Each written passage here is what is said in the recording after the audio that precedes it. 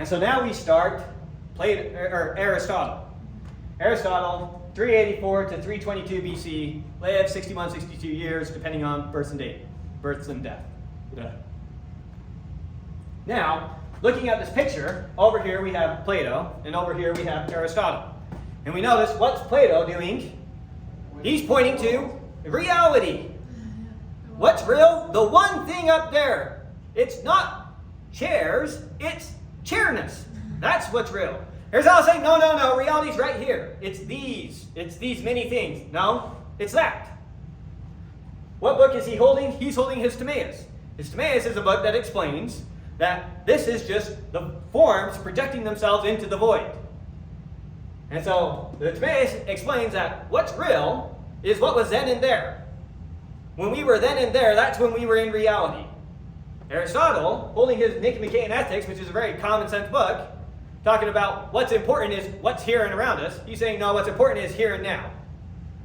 So he's often called a here and now philosopher. He's often called a there and then philosopher when they're talking about what's real, what's reality. Aristotle, he's going to be reality. Now Aristotle, first off these two, when we're going to be portraying them, as far as philosophy as a whole goes, Aristotle and Plato, they go hand in hand. They're very close together. They both believe in objective and absolute truth, good and reality, okay? We're going to start portraying them as though they're like this. And we're going to set this dichotomy between Aristotle and Plato, and we're going to talk a lot about the differences between them, and focus on the differences between them. And it's also going to sound like we are kind of backhanding Plato a lot. So, first off, Plato, one of the greatest philosophers of all time, no question about it. It just so happens that Aristotle is the greatest of all time. And so when you juxtapose the two, it kind of seems like you're belittling Plato. Nothing I'm saying is trying to belittle Plato. He's fantastic, he's great, he's amazing. One of the best. Aristotle is the best. So we're in no way trying to belittle Plato, but it's going to sound like that as we present Aristotle, more than likely. Last thing, why is Aristotle such a breath of fresh air amongst all these two? If I could give you Aristotle in two of his own quotes. One of his first quotes is, "The fact is the starting point." He is being driven nuts by all these philosophers. What are they doing? You go to Heraclitus. Heraclitus says, change is what's real. It seems like there's entities. That must be an illusion. So the fact that it seems like there's entities, that's an illusion. They start with his theory, and then he denies facts. Parmenides says, no, if we think about it, what has to be real is that this universe is a solid plenum of being where nothing happens, nothing changes, there's no motion, there's no time. And all the rest, all these facts you see around it, just illusions. Those facts aren't real. The atomists, they take Parmenides one, they take a sledgehammer to it, break it up into a bunch of pieces, and say, no, it's those things floating around the void. That's what's real. And any perception that you have of any of these entities, like heat, color, all those other things, that's just things that exist by convention. That's not real. That's just an illusion somehow. You can't trust your senses, they lie to you. Ignore the facts because your theory says to. Plato says, what's real? World of forms, up there. That's his theory. His theory tells us that this world's not real. Deny the facts. Aristotle says, all you people who came before me, you're doing this backwards. You don't come up with a theory and then take the facts you like and say, those are good, and the facts you don't like and say, and those are illusions. The fact is the starting point. You start with the facts, and using the facts, you construct a theory. So one of his two quotes that just give you a taste for him. One, the fact is the starting point, not your theory. Two, with the true view, all the data harmonize. With the false view, the facts soon clash. In other words, there's your criterion for determining if your theory is valid. If you come up with a theory, all the data should agree with it, if it's true. If a fact disagrees with your theory is wrong. You don't throw out the facts and call it an illusion. You say, my theory is wrong. Now I know to all of you, that sounds like, well, duh, common sense. Big whoop. That's because you grew up in a culture saturated in what we call science now.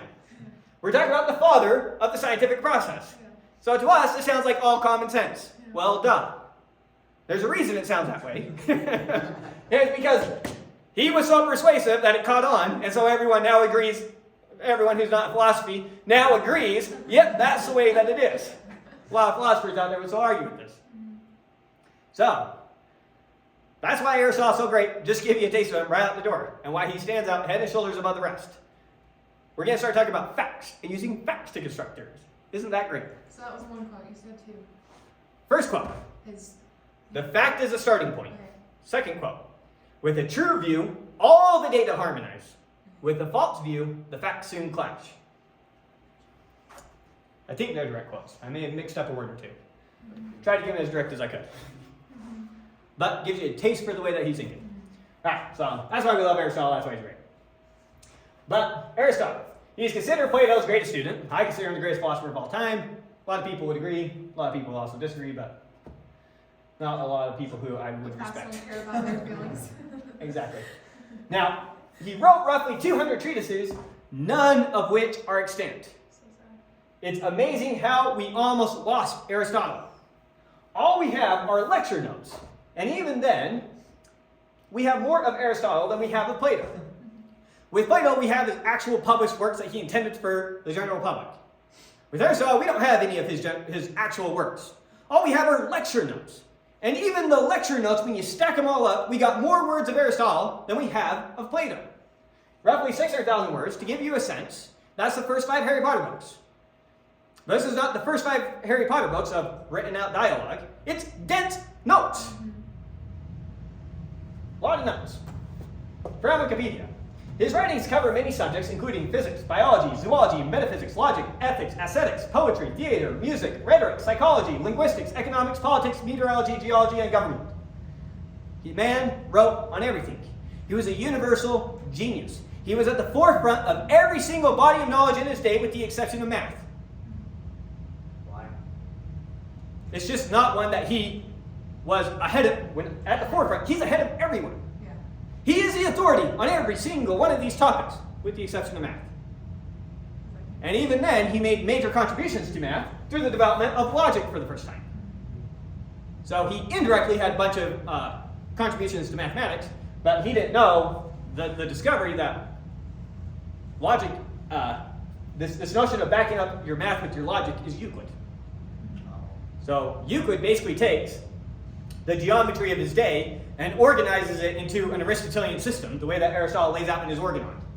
And that becomes the first completely rigorous standard body of knowledge that we have. But, so universal genius at the forefront of every body of knowledge of his day, with the exception of math. Many of the fields he covered were also the first time that they were formally covered. So not only is he at the forefront of a bunch of these fields, he's the first person to ever do it. In particular, logic. Logic wasn't a field before Aristotle. He's going to be the first one going through it and laying down the rules for logic. It's amazing. And then he also is one of our sources for what a lot of past philosophers said, because his attitude was that these geniuses that went before him, I mean, he said that their conclusions, so Parmenides comes to a conclusion that's absolutely asinine. Obviously, there's change. But he thinks these men, it's not that these men were stupid. And so odds are they're not completely wrong. And so he's one of our sources for a lot of what past philosophers said, because he summarizes real quickly what he said when he touches on a topic that they talked on, and he takes the good from it. So that's why we get a lot of summaries of past philosophers from him. In particular, for a bunch of the pre-Socratics we talked about, his metaphysics is a great source. And it's one of the sources I used a lot for coming up with those presentations. Again, from Wikipedia, talking about the fields that Aristotle is considered the father of. He's the father of logic, the father of biology, the father of political science, the father of zoology, the father of embryology. His work with embryos is amazing. He would take a bunch of chicken eggs and he'd break it open after day 1, break it open after day 2, break it open after day 6 to see how the fertilizing process was going on and how the chicken was developing. Just amazing. His obsession was biology, which you'll probably get from all this. The father of natural law, the father of the scientific method, the father of rhetoric, the father of psychology, the father of realism, the father of criticism, the father of individualism, as opposed to collectivism, the father of teleology, and the father of meteorology. So fields he can arguably be considered the father of. Go ahead. What is teleology? Teleology, things happening for some purpose, some end. So you did this before, so you might remember his 4 causes. That's largely what that's talking about. Okay. In particular, his final cause. How is he the father of political science if the Republic was first? So, he actually does a survey of all the states that exist at this time. And unfortunately, it's one of the works that we don't have. But he actually talks about, goes and instead of just saying, well, here's what I think I'm noticing and here's what I think I'm noticing, he actually goes and documents the consequences of a lot of different political systems going on. And talking about which political systems are best. And he says, just jumping ahead to his politics a little bit to give you a taste for it. He says if your government's going to be run by great people, your best type of government is a monarchy. If you can't trust your rulers, your best type of government is a democracy. And that's just from his surveying of all the different things that he saw. Anyways, anything else on those?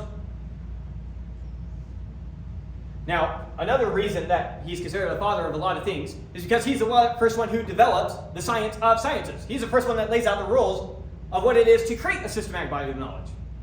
And so a bunch of these things people couldn't have really even done before him. Like you would notice that Aristotle himself called, lost his name, father of rhetoric. Zeno? No, you called him the father of dialectic. The four elements guy. How am I spacing on his name? Empedocles. Great Empedocles, that ardent soul. Leapt into Etna, was roasted whole. That's how I remember his name. Anyways, yeah. So you notice that he called him the father of rhetoric, but a lot of what he did, he was the teacher to Gorgias. A lot of what he did was just kind of give speeches and say, memorize your speeches like this. When Aristotle lays out his rhetoric, he actually starts treating it as a field of knowledge. And so when we think about fields of knowledge, Aristotle's the first one actually developing that way. These are the rules. Here's what you want to do. Here's what you want to make sure you don't do, etc. Give you a sense for his contributions. So there's a series of books out there called The Great Ideas of the Western World, or The Great Books of the Western World. One of those two names, can't remember which it is. Massive volume of books. I think there's like 60 in them. Most books, they go over a few people. And you're going over the great ideas all the great people have ever existed in the Western world. Some people are so influential that they have a whole book dedicated to it, like Plato. There's only two philosophers that have more than one book dedicated to him. Aristotle being one of them, Thomas Aquinas being the other. Thomas Aquinas is huge. His Summa Theologica is ginormous. Anyways, so give you a sense for how influential he was. Outside of mathematics, Aristotle was basically at the forefront of every field of knowledge in his day. Now, Aristotle also has a bunch of modern criticism against him. And this modern criticism comes in two flavors. So, why do a bunch of modern people hate Aristotle so bad? The problem is that he was wrong a lot of the time. So he's going to set up some theory of gravity. According to his theory of gravity, heavier objects fall faster than lighter objects. Which is true in some context, right? If you drop a bowling ball on the feather, the bowling ball falls faster than the feather.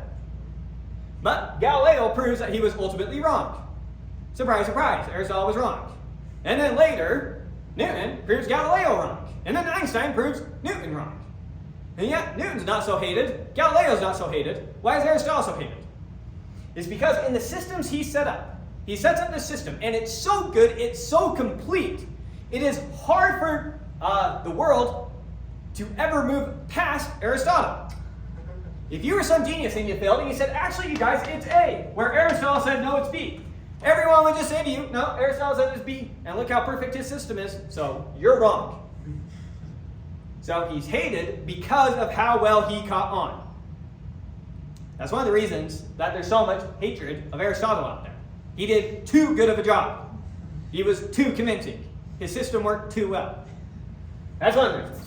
There's another reason that he's hated so much, and it has to do with this dichotomy that people try to create between science and religion, right?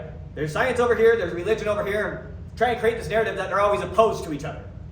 And since the Catholic Church, with Thomas Aquinas, ended up adopting a lot of Aristotle's philosophy, people want to associate Aristotle with the church. And so science must be opposed to Aristotle. And so they tried to create this dichotomy between Aristotle and the progression of science, between Aristotle and Galileo, for example. Now, Aristotle would have taken no issue with what Galileo did. He would have said that all agrees with my philosophy. All science agrees with what Aristotle called science. The only thing we call science now, it's more restrictive than what Aristotle calls science. Aristotle says this is science. We say, well, we're actually going to focus on this. He wouldn't disagree with a single piece of it. In particular, with Galileo, Galileo was disproving Aristotle's theory that the Earth was at the center of the solar system as opposed to the sun. That was a big one that he got in trouble for. Copernicus was the first one to prove it, but Galileo was more famous for holding that position. Going to Aristotle's position on it, he was wondering between these two things. He was wondering, is it the sun's at the center or the Earth's at the center? And he compared the two models. And if you look at the sun being at the center, then you notice that objects tend to travel in more perfect circles around the sun. And it seems to work that way. But if the sun is really at the center, then you should see this parallax effect, which is hold up your finger in front of me. And then if you close one eye and then the other eye, my apparent position relative to your finger should be changing all the time. And so he says, if it's really the Earth going around the sun, then we should notice this effect with the stars. And so one of two things has to be the case. Either those stars that we see are so stupid far away it doesn't even make sense to talk about it, or it's really the Earth at the center. Now, it turns out the correct answer is those stars are stupid far away, which he thought was unreasonable, that, if our distance from here to Jupiter is like that, then our distance here to that dot right next to Jupiter, I can't write it. It's so stupid far away. But the problem that you have is that if you consider the Earth at the center, then Mars doesn't go in the perfect circular path around the Earth that it should. So he had these two problems, and these were his two theories, and he didn't know which one to go with. He found Mars's wobble less objectionable than these two dots really being stupid far distances apart. And so that's what he went with. And he even points this out as his own criticism. He says the data doesn't agree with my theory, it's missing something. Here's the two theories I have. Here's my objections to both. I think this one's the better one, so I'm going to stick with it. And hopefully someone figures out why Mars is having this weird waggle. So, it's not that he thought he was right, everyone has to agree with him. He was very scientific in his process. Turns out the father of science, very scientific. He was trying to come up with the best theory that conformed with the facts that he had at the time. Same thing Galileo was doing, the same thing Newton was doing. If Galileo, or if Aristotle was alive to see Galileo, he would have had no issue with what Galileo was saying. Nonetheless, that's where some of the hatred comes from him. So, Catholic Church used him, so we hate him for that. And he was too good, so we hate him for that. That's the objection to Aristotle. And there's a lot of pretending that he's not scientific. And so everyone likes to say, oh, Democritus, he's the real father of science. We gotta get someone else. Or Thales, he's the real father of science. We gotta get someone else. It can't be Aristotle. It's obviously Aristotle. Anyone who's read the Organon knows. All right, a little bit of his life. So, born in Stagira. Stagira is up here, up in Macedonia, not in Greece. Now, the Greek opinion of Macedonians might be like an elitist on the East Coast opinion of someone from Alabama. Right? They're somehow backwoods, kind of brutal people. They're not as civilized as we are. But they're still American, right? They're still Hellenes. So they viewed them not as complete barbarians like the rest of the world, but they're somehow like the backwater neighbors of real Greeks, the real Hellenes. So he's from up there. His father was, born in Stagira, 384 BC, his time frame. His father was Nicomachus, who was the physician to King Amyntas. Not sure how to say that, the third, not the second. King Amyntas, he was the father of Philip II, was the father of Alexander the Great. Now, Macedonia was a very brutal place. Give you just a sense of how Philip II comes to power. So, his father, he ends up getting assassinated. Philip had two older brothers. His oldest brother then came to power, got assassinated. The brother just older than him came to power. He was in a battle and died in battle. So that's how Philip II comes to power. And then Philip II, when he comes to power, he's ultimately assassinated. And that's how Alexander the Great comes to power. So Macedonia was very much a brutal place. And to the strong goes the state. So the reputation is somewhat deserved for Macedonia being a more brutal place. Anyways, so Nicomachus, Aristotle's father, already had close relations with the royal family in Macedonia. Both his parents died by the time he was age 13. So he was given to some guardian. His guardian ultimately sent him to Plato's academy at the age of 17 to study. So he learned at Plato's Academy, he caught on there and ended up being taken on by the school, and so actually got a job there at the Academy. And he stayed at the Academy until Plato's death in 347 BC, so Aristotle would now be 37 years old. So he's there for 20 years. Now, upon Plato's death, the school goes to Plato's nephew, Speusippus. Plato's nephew. Now, I can't find a historical confirmation of where the story comes from, but I've read a couple of historians talk about how Aristotle thought of Speusippus as a second-rate mind, so to speak, and he was very disappointed to see Plato pass the Academy on to a mind like his. And so he thought it was just nepotism and ended up leaving the Academy after that appointment. And it's not long after Speusippus that the Academy itself ultimately decays into skepticism. Right? Think about that. The school set up by Plato to vindicate the search for the good, the true, and the beautiful ultimately falls to skepticism. That's so sad. It is so sad. That's what ends up happening to the Academy, and it ends up being Alexandria down in Egypt that becomes the center of the development of knowledge after the Academy collapses into skepticism.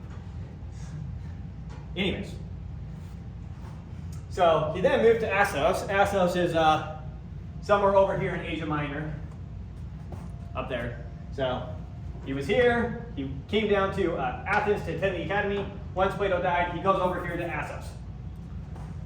Over there in Assos, he gets taken on by a tyrant by the name of Hermias. Hermias becomes his patron. So he's paying for him to study all the things that he's studying. Aristotle ultimately married the daughter of Hermias. Her name was Pythias, and they had a daughter, and they also named his daughter Pythias. Now he's got the wife, he's got the daughter. Now Hermias, like most tyrants, he actually has kind of an interesting story. Hermias started out as a slave, and he rose his way up to power, became a tyrant of one city. That wasn't enough for him. Being tyrant of one city, he conquered another city. Assos was one of the cities that he conquered, not the one he was originally a tyrant of. But he's over there in Asia Minor doing the thing that he's doing. Eventually Persia, kind of sick of him, so they end up executing this tyrant. He was over there in Asia Minor. So upon the execution of Hermias, he moved to Mytilene on Lesbos. Lesbos is this island over here. So now he's over on Lesbos with his wife and his kid, where he's supposed to have done a lot of his biological research. A bunch of the samples that he talks about were samples that were only available there on Lesbos. In particular, when the tide would go down, and he would go out and collect all sorts of sea samples. But tons of biological research. That's what he dedicated his life to. He was then invited by Philip II. So now Philip II is in power in Macedonia. He's invited by Philip II to head up the Royal Academy of Macedon, where he educates Alexander the Great, Ptolemy, and Cassander. Wow. Now you all know Alexander the Great, I assume. Ptolemy, you might be familiar with that name. When Alexander the Great ends up conquering all the world he does, after Alexander the Great dies, his empire instantly shatters into pieces. Cassander is the general who ends up controlling where Greece is and that area. Ptolemy is the one who ends up controlling Egypt. And so the Ptolemies are all in Egypt after that. All the Ptolemies are descendant of this Ptolemy. That's where they're all getting their names. As in, his great-great-great-great-great-great-great-grandchild somehow is Cleopatra, the last pharaoh of Egypt before Rome finally takes it. So that's this Ptolemy. Now, of these students, far and away the most important of them is Ptolemy, not Alexander the Great. Ptolemy is the one who seems to catch on the most with what it is Aristotle is doing. And so when he takes control of Egypt, he starts setting up a city specifically targeted at this more Aristotelian way of doing things. And so you get the library at Alexandria. You start getting zoos and museums being set up. So, of these students, it seems like Ptolemy really takes a liking to Aristotle's way of doing things. Anyways, after that, he returned to Athens in 335 BC, now age 49, to found his own school in competition with the Academy, which he called the Lyceum. Go ahead. So I read somewhere that instead of being like a tutor or something, he was more like a school teacher that only taught those people for a small amount of time. People like Alexander the Great. He wasn't a tutor, is that right? What the exact relationship was between them is speculated upon from left to right. Some say he hardly had any influence on him. Others say, no, they were best friends. He was there for 3 years where he could have exerted influence over Alexander the Great. There's stories that Alexander the Great, when he was out doing his conquest, was sending samples back to Aristotle as he was going and doing what he was doing. So if there's any validity to that, that implies that there must have been a good connection there. And with what Ptolemy does with the city of Alexandria, it definitely suggests that Aristotle had a good effect on him. And again, you never know who you have an effect on. I mean, Socrates didn't have a clue that was going to be Plato. That ends up immortalizing him. Of all the people he spent all his time with, Plato is a nobody. So, it's very hard to, based off of how much interaction they had, to decide, here's how much influence he would have actually had on this person. You never know. So, tons of speculation, and it goes both ways. But I don't think that there's anything concrete now. He returned to Athens, founded his own school, the Lyceum, now to compete with the Academy. And how did this school go? Aristotle would lecture on difficult subjects in the morning, like logic and metaphysics, and then easier topics in the afternoon, like ethics and politics. And these ones were more sit-down study, and I think these ones were he'd walk around the garden with his students talking. And then somehow his followers are called peripatetics, and that somehow means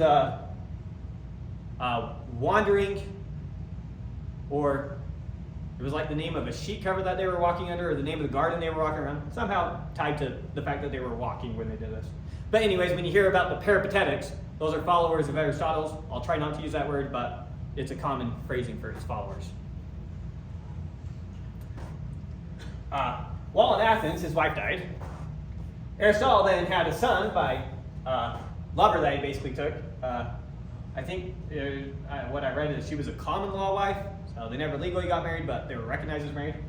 So Aristotle then had a son by Herpulus, not sure how to pronounce her name, of Stagira, and he named that son Nicomachus after his father. Upon the death of Alexander the Great in 322 BC, remember, what did Alexander the Great do? Well, it wasn't Alexander the Great. Philip II is the one who ended up conquering all of Greece. Have we already talked about that? Yeah, we talked about that at the end of the Peloponnesian Wars. We talked about Philip II. He conquered all of Greece with the exception of Sparta and brought them all under his control. When Alexander the Great comes to power, Greece tries rebelling a little bit. Alexander goes down there, conquers them really quick, and gets Sparta while he's at it before he goes out on his conquest. But now it's the backwater Macedonians who are controlling the Greeks. The Greeks absolutely resent being controlled by these guys. And so when Alexander the Great finally dies, the Greeks are thinking, this could be a good time to rebel. Nonetheless, there's a lot of anti-Macedonian sentiment in the air, especially in places like Athens. So upon the death of Alexander the Great in 323 BC, anti-Macedonian sentiment was on the rise in Greek city-states. So in 322 BC, Aristotle was finally denounced for impiety. Remember, he's very well tied with the aristocracy in Macedonia. That's where his connections are from, and he was ultimately from Macedonia. So he was denounced for impiety. Not sure if he was actually accused of being an atheist, but what happens after you accuse a philosopher of being impious in Athens? You execute him. You're getting ready to execute him. So Aristotle saw that was on the horizon. He thought they're most likely going to try and kill me. So he ultimately left Athens before that sentence came along, saying, I will not allow Athens to sin twice against philosophy. Like with Socrates. Moving to his mother's family estate. His mother was dead, but her relatives, he basically went and stayed with them instead, where it was safer. And he ended up dying within a year anyways of natural causes at the age of 61, passing his skull to his student and requesting to be buried next to his wife in Athens, which I think they allowed him to go and be buried. Unfortunately, his skull kind of dies off pretty quick. It doesn't hang on like Athens does, or like the Academy does. The Academy stays prominent for many years to come. The Lyceum, not so much. The works of Aristotle, not so much, early on. Talk about how we almost lost everything that we have. All we have are his lecture notes. And even that, it was just a crazy luck that we got him. His lecture notes were being stored in some cellar somewhere where they were slowly decaying. And I think it was Sulla, the Roman, who went and out there conquering, stumbled across them, realized what they were, and decided that they needed to be preserved.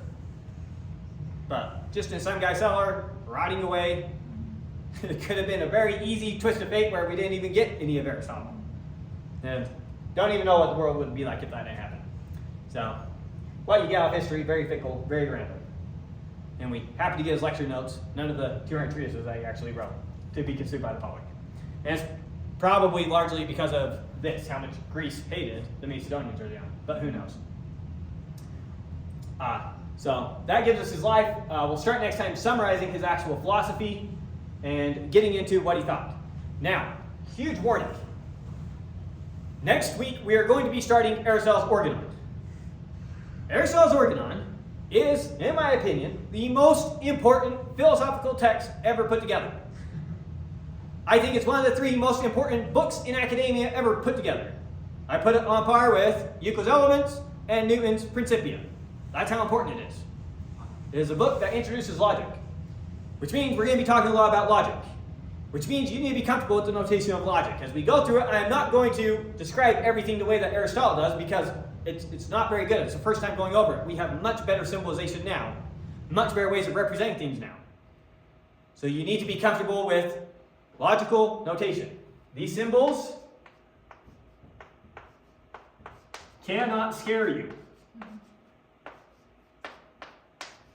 If any of those symbols scare you, you need to go back and watch the first lecture where I did a crash course on logic.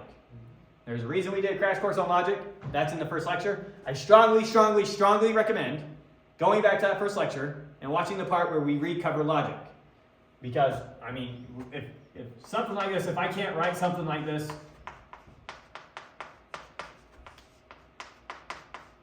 we're in trouble. You need to be able to absorb something like that. And understand this is saying for all x, if p applies to x, then q applies to x. And just be able to read it like that. Because writing that stuff out with all the language is very tedious. Alright, so definitely watch the first lecture again to prepare for it. We're going to dive into his actual philosophy. Looking forward to it. Any questions? Yeah? Yeah. Yeah. Okay. Yeah, see you guys next time. Thank you. Yep.